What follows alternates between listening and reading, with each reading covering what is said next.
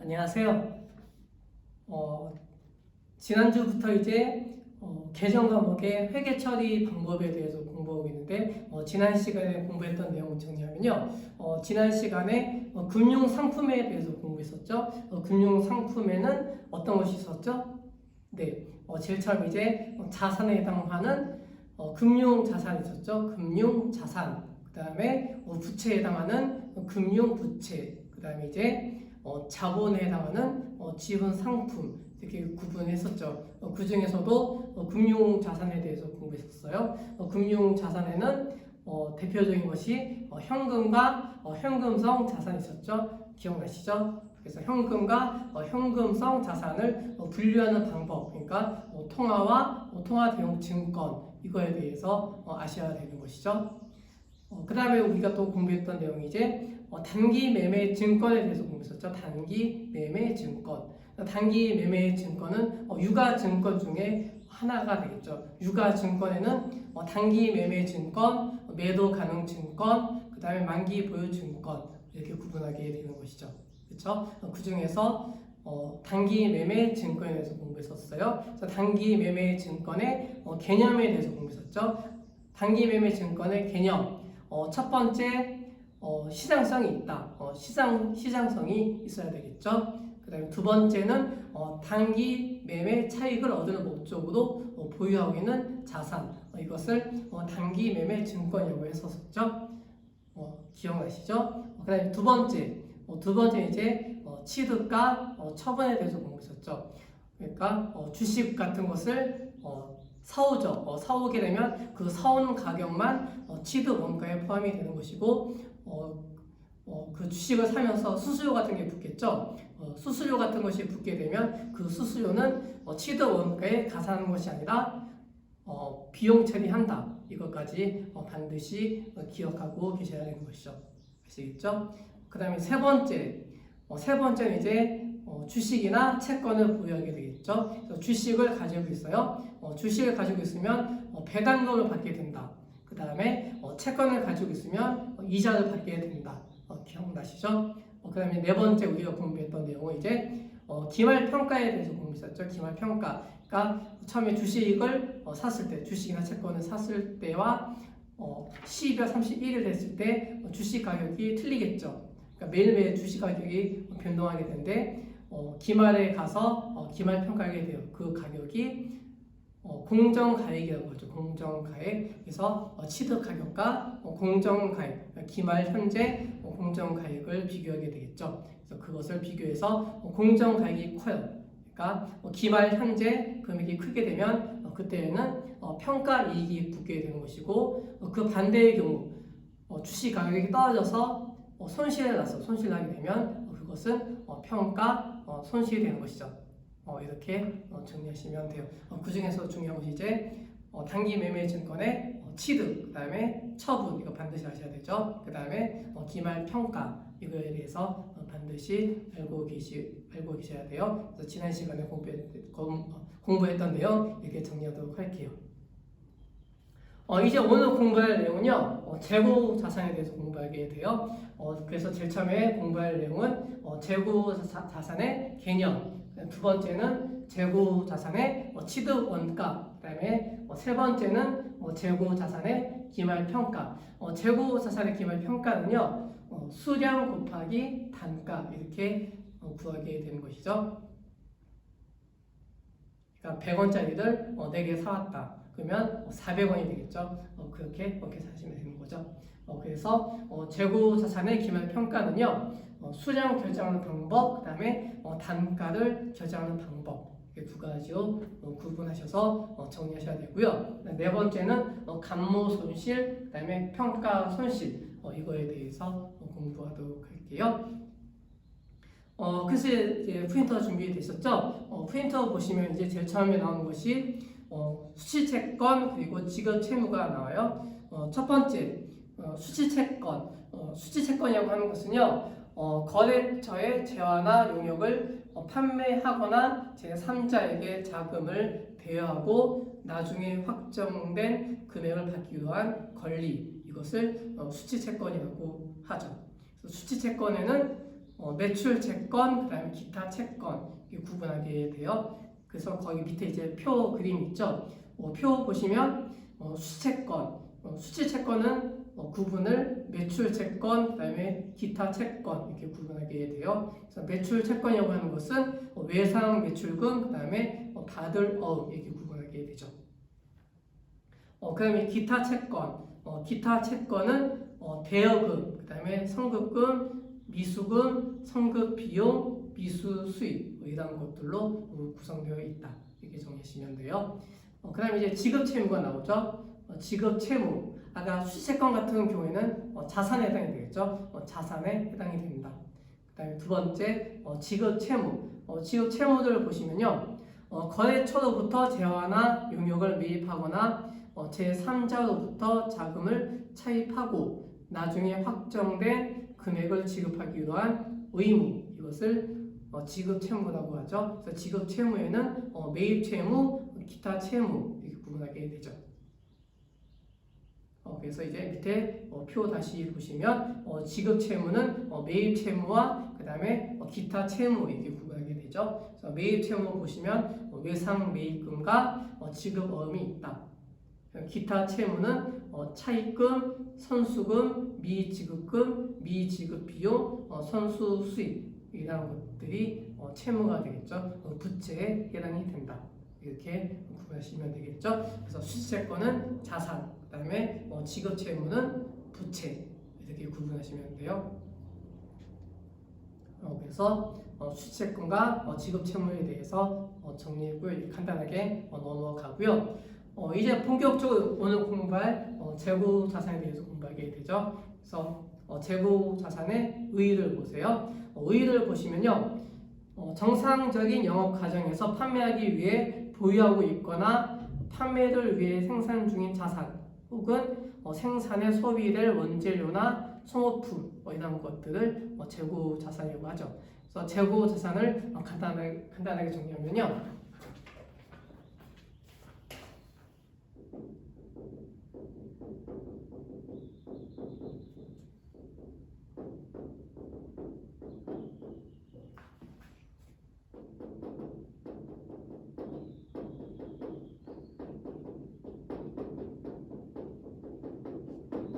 그래서 재고 자산은 판매를 목적으로 보유하고 있다. 이렇게 정리하면 되겠죠.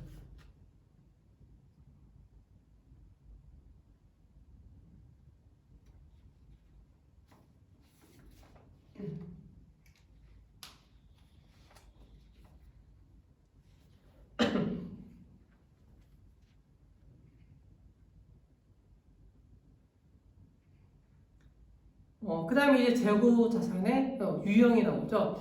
재고 자산의 유형은요, 재고 자산에 어떠한 것들이 있는가를 보면 제일 처음에 나오는 것이 상품 나오죠. 상품. 그 다음에 두 번째 제품. 그 다음에 세 번째 반제품. 그 다음에 네 번째 제공품. 그 다음에 다섯 번째 저장품. 그리고 기타 재고 자산. 이렇게 구분을 하게 되는 것이죠. 이런 것들이 재고 자산에 해당이 된다. 이렇게 정리하시면 되죠. 첫 번째 개념에 대해서 정리했고요. 두 번째 재고 자산의 취득 원가가 되겠죠. 재고 자산의 취득 원가는요. 매입 대금으로 지불되어야 할 금액이다. 이렇게 볼 수가 있겠죠. 상품을 매입 대금으로 지불할 수 있는 금액, 그 금액이 재고 자산의 취득 원가이다. 이렇게 정리할 수가 있겠죠.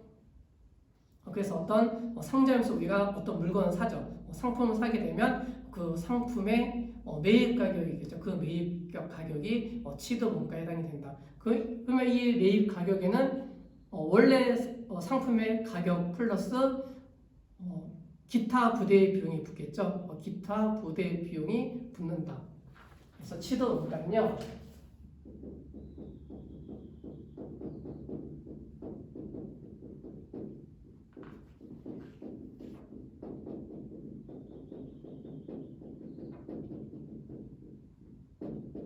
매입 가격 플러스 매입 부대 비용 이렇게 포함이 되겠죠.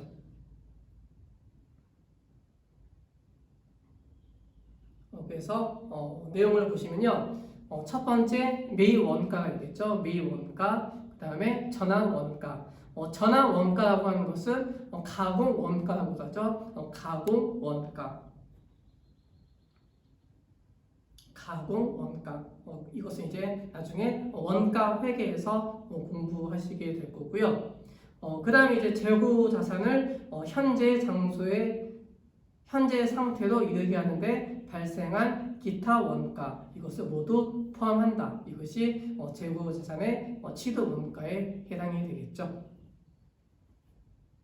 그 다음에 두 번째, 매입과 관련된 비용이 나오죠. 매입과 관련된 비용에는요, 상품을 매입하는데 발생되는 모든 비용을 의미한다. 그래서 예를 들면 인수운임이겠죠. 인수해 오는데 비용이 들겠죠. 그러한 비용들이 인수운임에 해당이 되겠죠. 그 다음에 매입 수수료, 그 다음에 수익 관세, 그 다음에 창고료, 그 다음에 하역비, 이런 것들이 재고자산 취득 원가에 포함된다. 이렇게 정리하시면 되겠죠.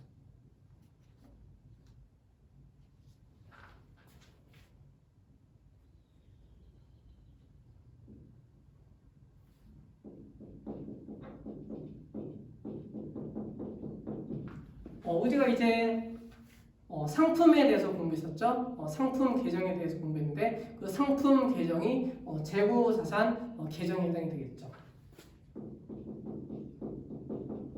그래서 재고자산 계정은요, 차변 쪽에는 원래 기초금액이겠죠.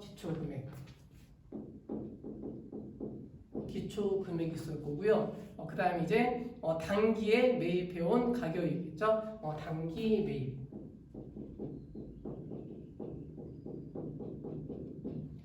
그 다음에 이제 차변 쪽을 이렇게 정리할 수가 있겠죠. 그래서 기초 금액과 단기 매입 금액을 합치게 돼요.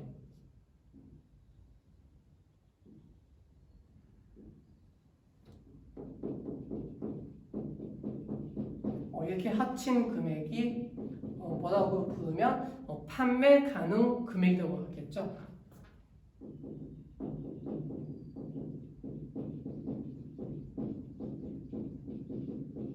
판매 가능 금액 내지는 판매 가능 재고가 되겠죠. 그래서 재고자산 계정의 차변 쪽에는 이렇게 기록이 되겠죠. 그러니까 재고자산 같은 경우에는 자산에 해당했죠. 자산의 증가가 하면 차변에 기록하게 되겠죠.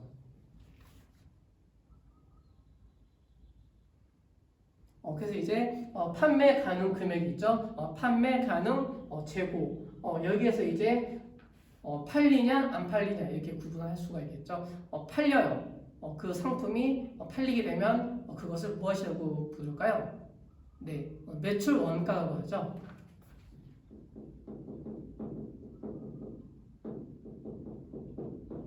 매출 원가라고 해요.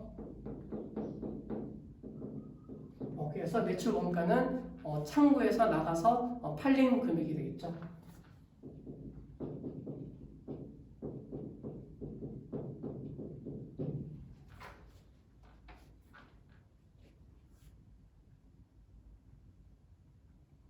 팔린 금액 내지는 팔린 재고, 팔린 상품이라고 볼 수가 있겠죠. 그 다음에 이제 팔리지 않고 남아있는 금액이 있겠죠. 남아있는 금액, 이것을 기말 재고라고 하겠죠. 기말 재고. 그래서 이것을 이렇게 정리할 수가 있겠죠. 그래서 이렇게 다시 정리하게 되면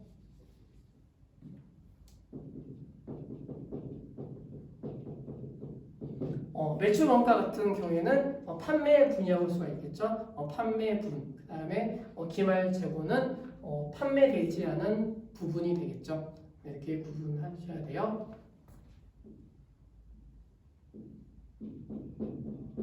그래서 결국 대차 평균의 원리에 의해서 차변 금액, 그 다음에 대변 금액은 일치하게 된다. 이렇게 정리하시면 되죠.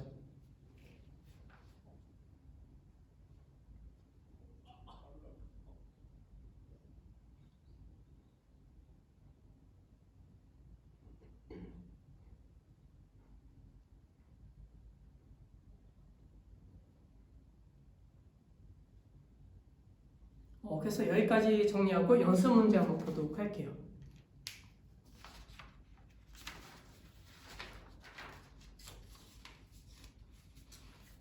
연습 문제 1번 한번 보세요. 연습 문제 1번. 연습 문제 1번 보시면 다음은 천안상사의 2020년 상품 판매 내역의 일부이다. 거래를 분기하시오. 그랬죠? 그래서 3월 5일, 그리고 3월 9일, 3월 10일, 그 다음에 3월 25일, 4월 1일, 4월 15일 이라는 것을 뭐라고 부르죠? 네, 거래가 되겠죠? 이것을 거래라고 한다. 이렇게 정리하시면 되겠죠? 첫 번째, 3월 5일 거래가 나오죠? 3월 5일 거래는요, 거래를 보시면 대진 상사의 상품을 40만 원에 현금 판매하였다.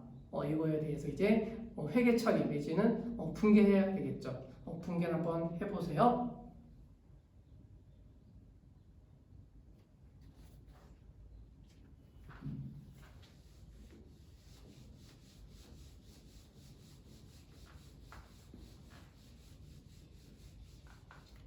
분기를 하게 되면 상품을 사왔죠. 상품을 사오게 되면 자산이 증가했겠죠. 자산이 증가했으니까 차변에는 상품을 기록해 주면 되겠죠.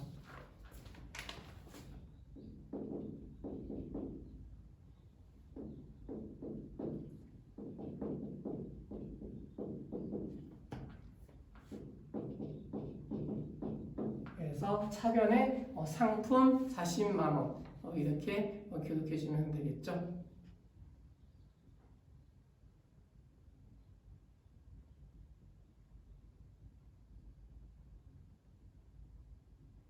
아니죠.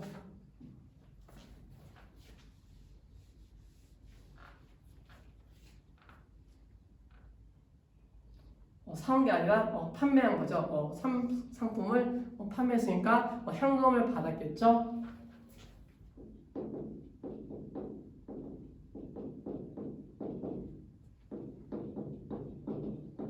그래서 차변에 현금 40만 원 이렇게 기록해 주면 되겠죠. 그 다음에 대변. 대변 쪽에 이제 상품이 나갔죠. 상품이 나갔으니까 자산의 감소가 되겠죠. 자산이 감소했으니까 원래는 상품 40만 원 이렇게 기록해 주면 되겠죠.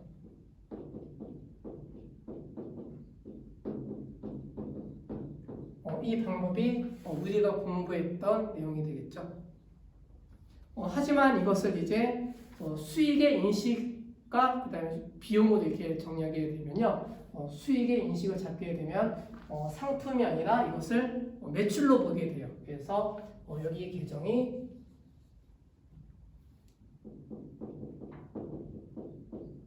매출로 보게 되겠죠. 그래서 차변에 현금 40만 원, 대변에 매출 40만 원 이렇게 기록이 되는 것이죠.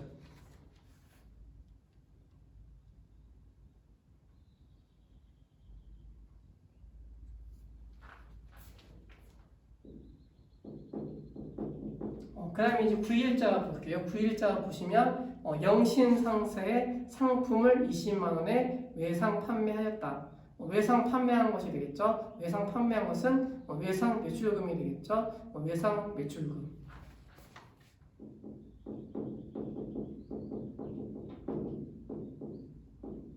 외상 매출금이 되는 것이고 이 금액이 20만 원이 되겠죠.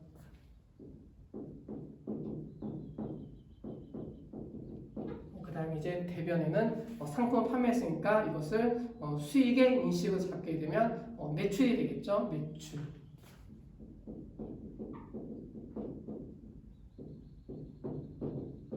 그래서 대변에 매출 20만 원 이렇게 기록해 주면 되겠죠.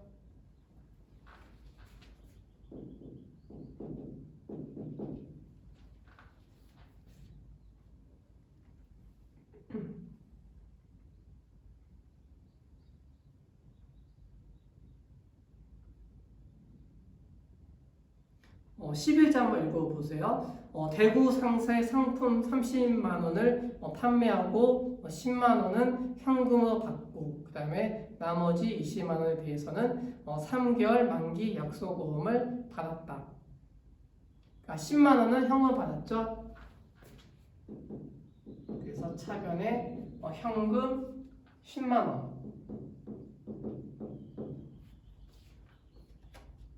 그 다음에 이제 약속어음을 받았죠. 약속어음 받은 것은 받을 어음이 되겠죠. 받을 어음.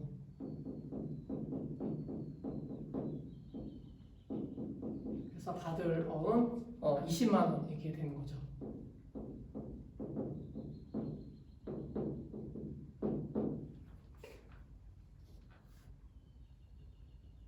그 다음에 상품 판매했죠. 상품 판매하게 되면 이것을 수익으로 잡게 되겠죠. 그래서 수익으로 잡은 금액은 30만 원 되겠죠.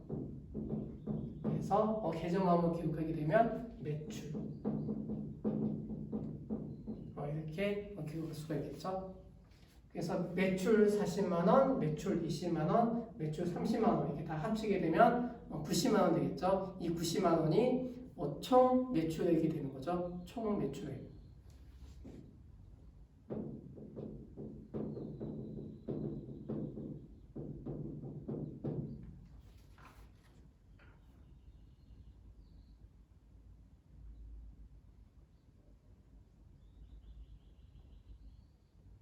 그 다음에 4월 1일자 있죠. 4월 1일자 분기 한번 해보시겠어요?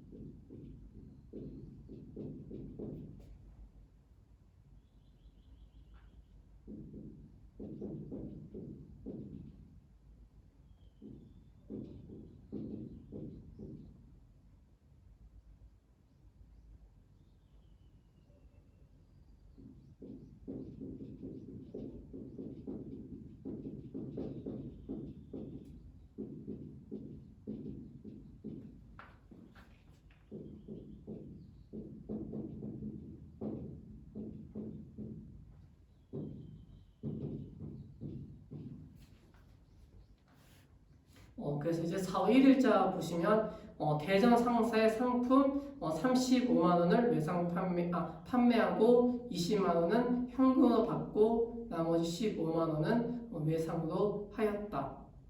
이것을 분기하게 되면 현금으로 받은 것이 20만 원 되겠죠. 그래서 현금 받은 것은 자산의 증가니까 차변.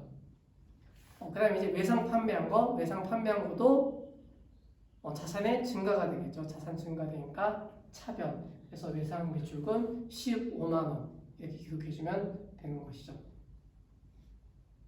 그 다음에 상품 판매된 거. 상품 판매된 것을 매출로 잡게 돼요. 매출로 잡게 되면 수익의 발생되겠죠. 수익의 발생은 대변. 그래서 수익의 발생 매출 35만 원 이렇게 기록해주면 되겠죠. 그 다음에 이제 15일자 보세요. 15일자.